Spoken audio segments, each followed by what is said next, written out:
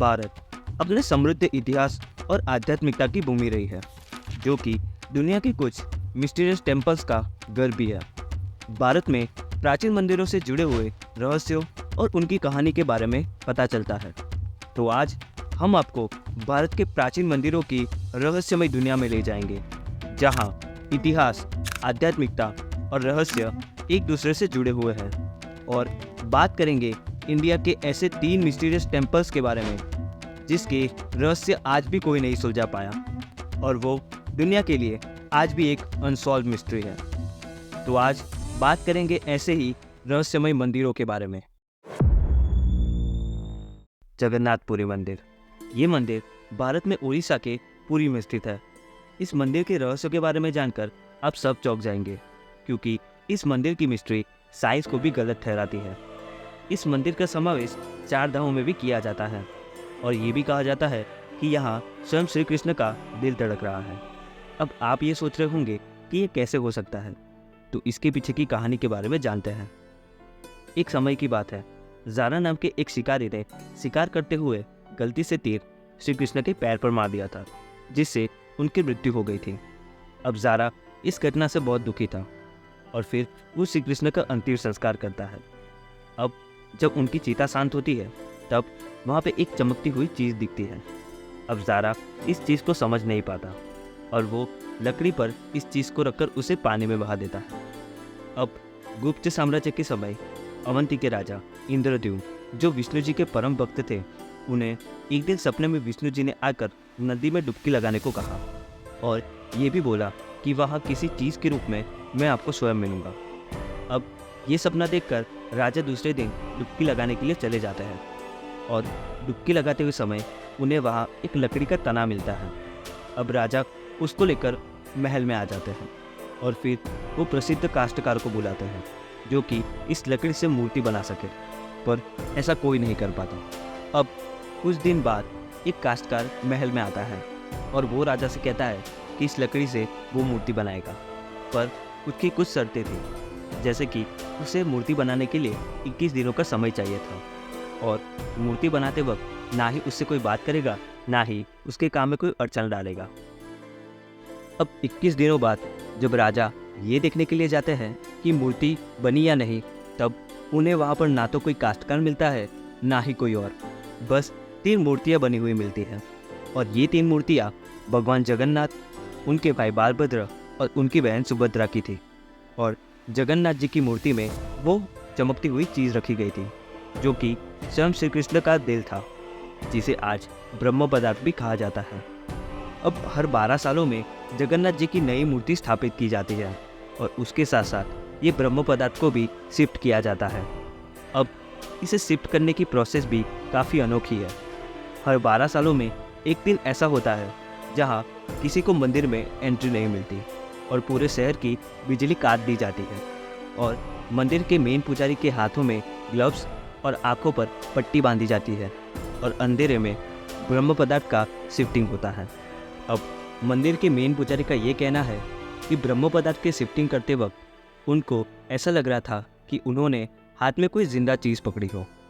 और तो और ब्रह्म पदार्थ के बारे में ये भी कहा जाता है, अगर किसी ने ब्रह्म पदार्थ को देख लिया तो उसकी मृत्यु वही उसी समय हो जाती है।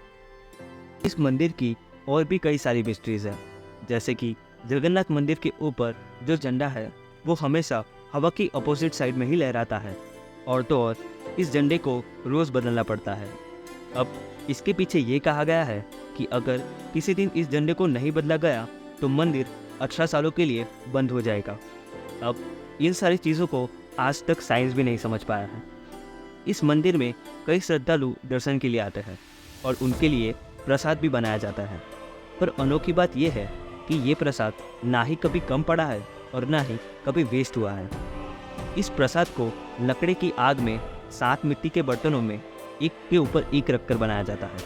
अब साइंस के मुताबिक सबसे नीचे वाले बर्तन का प्रसाद पहले पकना चाहिए, पर यहाँ पर हैरान कर देने वाली बात यह है कि सबसे पहले ऊपर वाले बर्तन का प्रसाद पकता है, और अंत में नीचे वाले बर्तन का प्रसाद पकता है। अब इस लॉजिक को समझने में आज तक साइंस भी फेल है।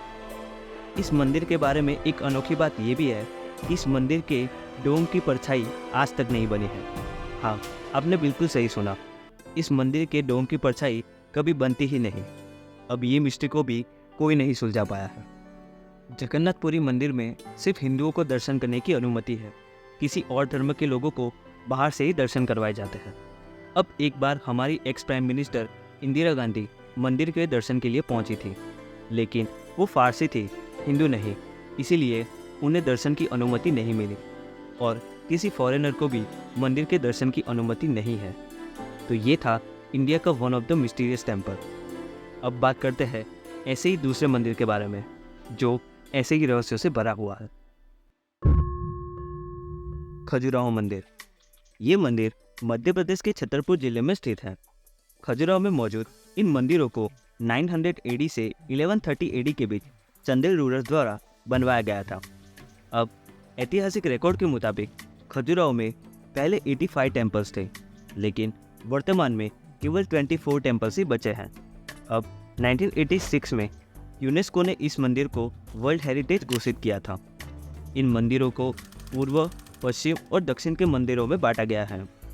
इनमें से पश्चिम के मंदिरों का समूह सबसे ज़्यादा फेमस है। ये मंदिर ग्रेनाइट के प्लेटफॉर्म पर सैंडस्टोन से बनाए गए हैं और इन्हें बनाने की टेक्निक भी काफ़ी अनोखी थी। अब पत्थर से बना हुआ ये मंदिर जोड़ों, गुरुत्वाकर्षण और संतुलन के सहारे ही खड़ा है। इसके कुछ स्तंभों का वजन 20 टन से भी ज़्यादा है। अब इन मंदिरों में कंदरिया महादेव मंदिर अपने आर्किटेक्चर के लिए बहुत ही फेमस है और ये मंदिर काफ़ी अनोखा भी है। ये मंदिर 109 फीट लंबा और 60 फीट चौड़ा है। इस मंदिर की दीवार पर हजारों मूर्तियाँ बनी हुई है और ये मूर्तियाँ शिल्पकला का एक अद्भुत नमूना है। अब इन मूर्तियों में से 90% मूर्तियाँ प्राचीन भारत के जीवन और पौराणिक घटनाओं पर आधारित हैं, लेकिन बाकी बची 10% मूर्तियाँ सबसे ज़्यादा फेमस हैं और इन मूर्तियों को कामुकता का प्रतीक भी माना गया है, क्योंकि कामसूत्र की डिफरेंट पोजीशंस को मंदिरों की दीवार पर बनाया गया है। अब लोग इन्हें देखकर काफ़ी चौंक जाते हैं और ये मूर्तियाँ लोगों को काम उत्तेजक भी लगती है। अब ये काम उत्तेजक मूर्तियाँ मंदिर पर क्यों बनाई गई है और किस उद्देश्य से बनाई गई है, ये आज तक एक रहस्य ही है और इसी वजह से ये मंदिर काफ़ी अनोखा माना जाता है। खजुराहो मंदिर की एक और ख़ास बात है, ज़्यादातर हिंदू मंदिरों का रुख प्राचीन वास्तुशास्त्र के मुताबिक पूर्व की तरफ होता है, लेकिन खजुराहो के कुछ मंदिरों का रुख पूर्व की तरफ ना होकर अलग है। अब यहाँ पर यह कहा जाता है कि किसी कारण की वजह से इसे जानबूझकर ऐसा बनाया गया है, जो कि काफ़ी हिंदू मंदिरों से इस मंदिर को अलग करता है। इस मंदिर को बनाने में एस्ट्रोनॉमी यानी कि खगोल शास्त्र का भी यूज़ किया गया है। अब महाशिवरात्रि के दिन उगते हुए सूरज की पहली किरणें मंदिर में रखी गई मूर्ति को प्रकाशित करती है, जो कि वास्तुशिल्प का एक अद्भुत नमूना है। तो ये थी खजुराहो मंदिर की पूरी कहानी और खजुराहो मंदिर आज भी लोगों के लिए एक अनसुलझी पहेली की तरह है। कामाख्या देवी मंदिर। ये मंदिर आज आसाम के गुवाहाटी में स्थित है। ये मंदिर हिंदू धर्म का एक महत्वपूर्ण हिस्सा है। यहाँ पर हर साल लाखों श्रद्धालु देवी के दर्शन के लिए आते हैं और कहा जाता है कि ये मंदिर भारत के सबसे पुराने शक्तिपीठों में से एक है। तो अब जानते हैं इस मंदिर के पीछे की कहानी के बारे में। यहाँ ऐसा माना जाता है कि जब देवी सती ने अपने पिता के यहाँ अपमानित होकर यज्ञ में कूद के अपने प्राणों को त्याग दिया था, तब शिव जी बहुत ही दुखी हुए थे और शिव जी उनके जले हुए शरीर को लेके ब्रह्मांड के चक्कर काटने लगे थे। और उस समय विष्णु जी ने अपने सुदर्शन चक्र से देवी के 51 टुकड़े किए और इन्हीं में से एक देवी की योनि यहाँ आकर गिरी थी और तभी से यहाँ देवी की योनि की पूजा होती है।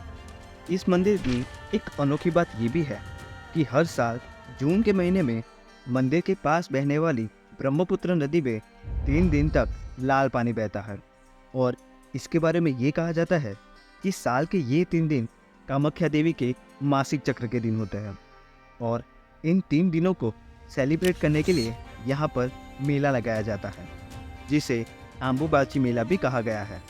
अब 3 दिन बाद माता की मूर्ति को नहलाकर उनकी पूजा की जाती है और उसके बाद मंदिर के द्वार भक्तों के लिए खोले जाते हैं। इस मंदिर की और भी कई मिस्ट्रीज है, जैसे कि ये मंदिर तंत्र विद्या के लिए भी बहुत ही मशहूर है। यहाँ 10 महाविद्याएं बसती हैं, जिन्हें तंत्र विद्या में सबसे ऊपर माना जाता है।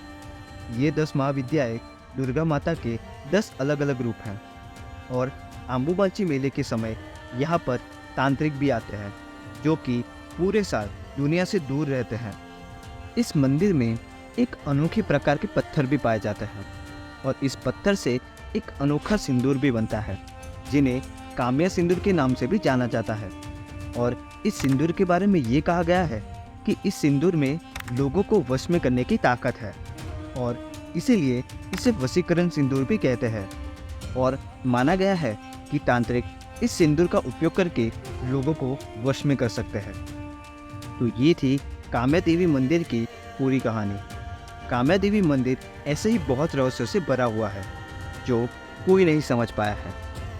तो ये थे इंडिया के मोस्ट मिस्टीरियस टेम्पल, जो आज भी एक अनसॉल्व मिस्ट्री ही है। तो अगर आपको हमारा ये वीडियो पसंद आया है तो हमारे वीडियो को लाइक करें, शेयर करें, हमें कमेंट में बताएं कि आपको ये वीडियो कैसा लगा है। और ऐसे भी और वीडियोस देखने के लिए आप हमारे चैनल को सब्सक्राइब करें।